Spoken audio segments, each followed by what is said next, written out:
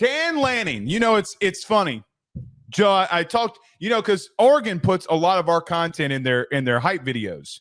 Normally, the one bad thing that we'd say about Oregon is what they do, but Oregon listened to me and you this past Wednesday. I can get that confirmed. Do you know how? How? Because you and I came out here and said if there's any coach in the country that we would start our program with, it'd be Dan Lanning. And then all of a sudden, within 24 hours, they extend him. They're listening to Ruffino and Joe show. That's all that I know. But Dan Lanning gets an extension at Oregon. The smartest move in the country was made by Oregon yesterday because you keep extending him, nobody's going to be able to get him.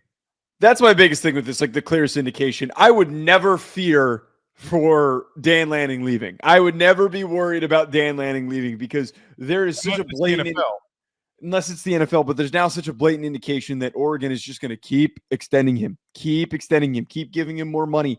They also gave extensions and more money to the coordinators, which have been amazing. We talk so highly of Will Stein. I love Will Stein as an offensive coordinator. He has done everything right, and we have commended and talked about and talked so highly of what Dan Lanning is. I just love this for Oregon, that they're not messing around and that they're now in this position because of Phil Knight, that they have the resources, that they're just going to keep pushing towards Dan Lanning in order to have him to be so committed that he'd never consider leaving. And we knew this after the Saban stuff and those rumors, but this just is another affirmation that it's not going to happen. Can I say one thing without you biting my head off? Unlikely. Okay. If you're going to get paid $11 million a year, you better be delivering. Okay, that's fine, and I don't disagree. He's the highest paid head coach in the country based off of the next 3 years. So hold on for just a minute. Per on 3, at the end of the contract, he'll be making $12.5 million a year. I'm looking at it right now. Per what they said. Now, I'm going to put that a little grain of salt. The last time that we reported on 3, the last 2 times, it wound up being wrong. Go to their Twitter, okay? Throwing it out there. Regardless if that is true or not true, if you're one of the top 3 highest paid head coaches in the country, you better be winning like it. And he is. But there also comes a part where, are you winning like Kirby? Are you winning like Day? Are you winning like these other ones? I don't bite my head off, but that is something that we're going to discuss now.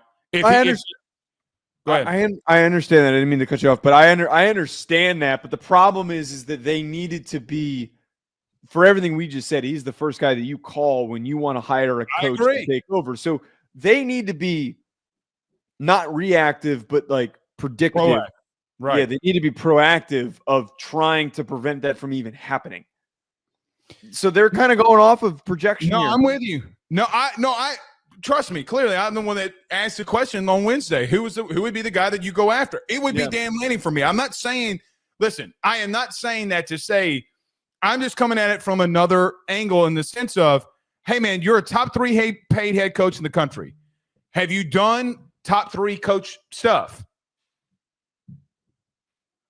He hasn't. He hasn't yet. I think he's progressing towards that. Name your top 3 head coaches in the country right now. Where would you put them in any conference? I'd put him at 5. I'd put you put Kirby, Ryan Day, Dabo.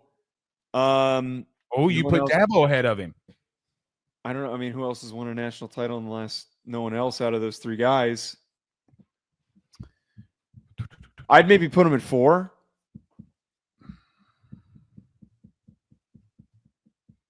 Marcus Freeman. Do you see where I'm getting at here? Do you see what the question that I'm asking?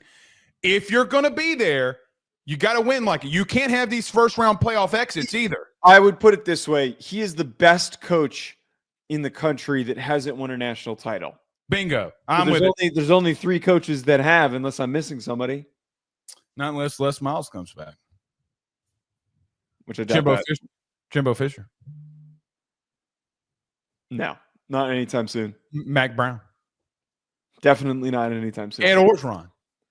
Absolutely not anytime soon. Nick Saban. I'd take Nick Saban over Dan Lanning, even though he's 87 years old. Okay.